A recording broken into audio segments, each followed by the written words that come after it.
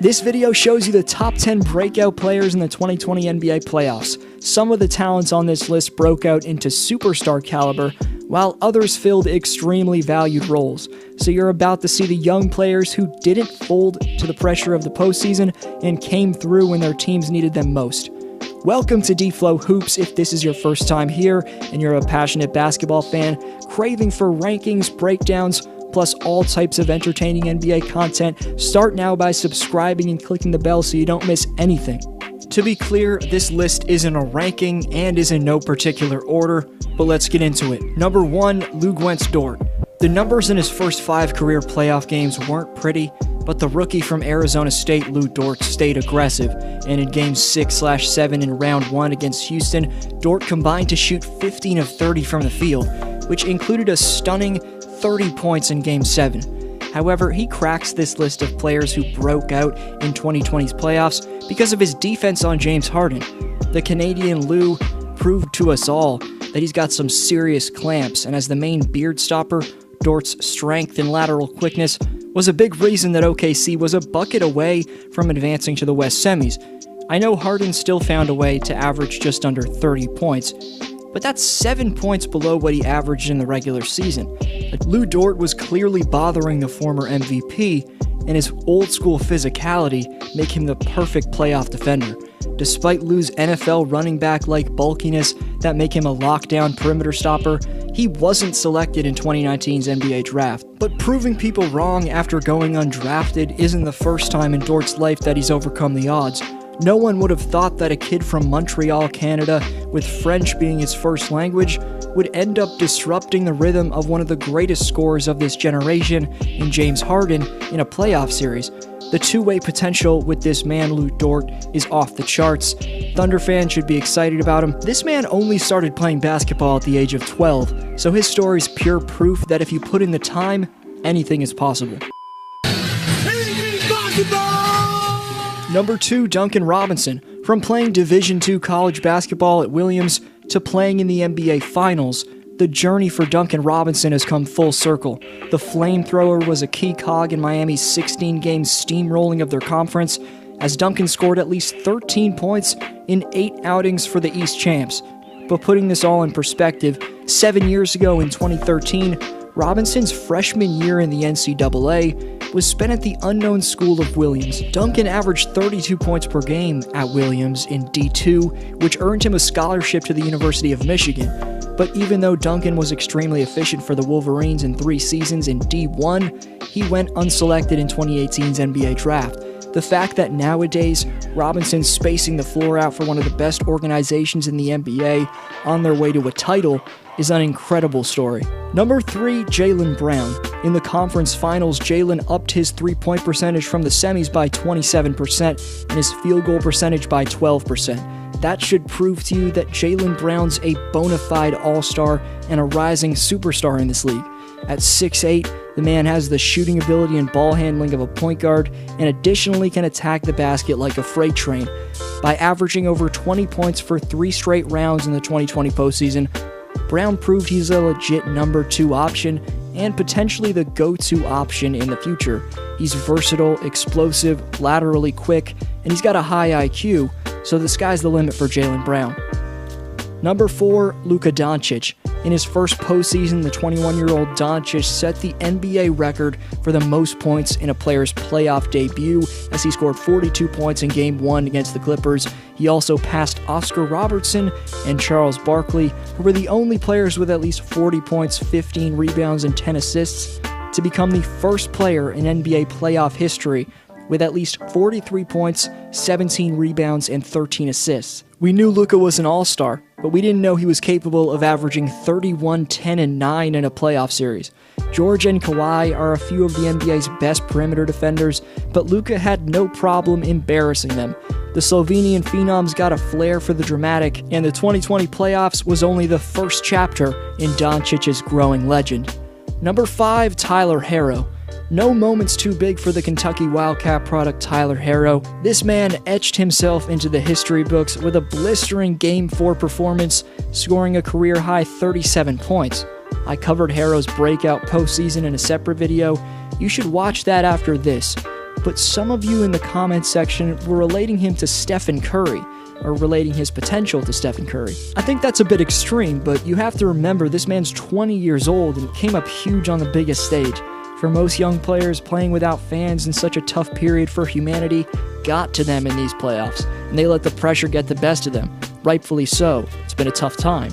But Tyler Herro embraces that pressure. He wants to take the shots that either swing games or win you them down the stretch. So Steph Curry will be a tough ceiling to live up to, but because of his handles, shot creating, and ability to step up in the clutch, Tyler Herro can be as good as he wants. The next 5 you can't miss. First, big man gets on the speaks board for saying LeBron's biggest motivation is trying to prove that the real MVP that matters is the finals MVP.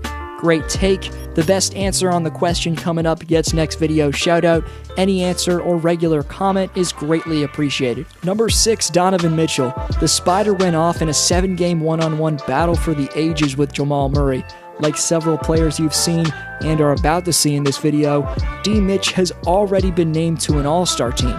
But for this list, we're taking into account stars who've made the jump into superstars. A superstar carries his team through the roughest moments with his utter domination and hits daggers in the clutch. That's precisely what Donovan Mitchell did against a team that was 3 games away from reaching the NBA Finals. I know his 36.5 points per game came over a short and sweet 7 games as Denver eliminated Utah, but Mitchell's been the leader in NBA playoff points per game. So it's safe to say Mitchell proved he's one of the best young players in the NBA, and debatably a top 10 player overall. Number 7, Tim Hardaway Jr. Called upon to be the second scorer with Porzingis' right meniscus tear, Tim put up 18 points per game on solid percentages in the 2020 playoffs. I know he struggled in Game 6, but he was nursing a neck strain and wasn't in his typical scoring role. With 5 games of solid production before Game 6, counted on as a number 2 scoring option and not at 100%. Tim Hardaway Jr. proved that he's extremely dangerous because when he's fully healthy and the third scorer like he's supposed to be instead of the second, you can bet he'll be way more efficient than he just was. Number 8, Jamal Murray. NBA fans are desperate to find a player other than LeBron James to somewhat challenge Michael Jordan's GOAT status, potentially overtake it at some point.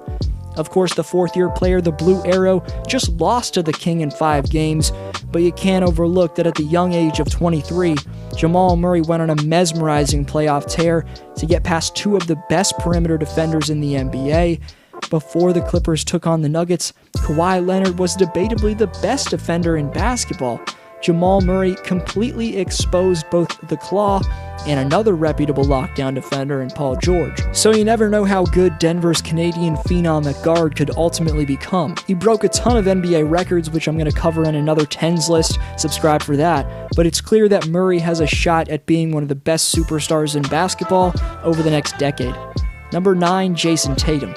Jason's already made the Eastern Conference Finals 3 times, and like Jamal Murray, is only in his 4th pro season. After I made my Raptors videos throughout the entire year, personally, I have to apologize to both Tatum and the Celtics, because I, among many analysts and media members, assumed that Boston was just still too young to get past a team like Toronto. We never gave the Celtics the respect they deserved.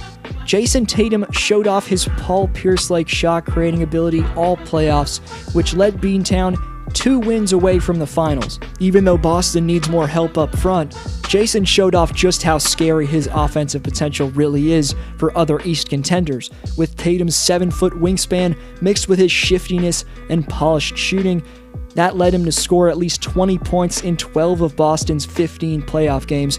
He stepped up to the pressure of the moment, eliminated the reigning champions, and broke the heart of every fan in Toronto, including yours truly. Before number 10, honorable mentions to Jeremy Grant, Michael Porter Jr., Kentavious Caldwell-Pope, and Norman Powell. Let me know if I forgot anyone in the comments section.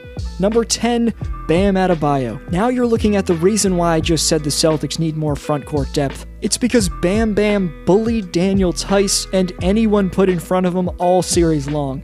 After his utter dominance to lead Miami back to the finals, it's now safe to say that Adebayo is a top 3 center in the NBA.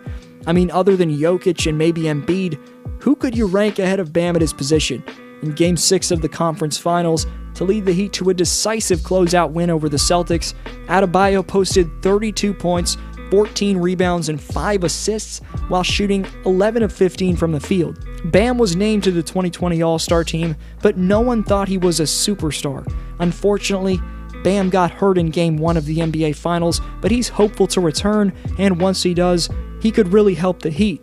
Overall, though, it's been incredible to watch Adebayo's development in his first 3 seasons, from Bam's sophomore season to 2019-20. His scoring per game improved by 7 points. Then he followed up an MIP-type season by proving he's one of the best big men in the NBA in the postseason. Heat fans will tell you he's the real most improved player of the year. I say he's the most versatile two-way center in our game. Subscribe if you enjoyed that content. Keep watching some of my recent uploads. Answer the shoutout question. This was D-Flow. Thank you so much for watching. Have a great day, and I'll see you next video.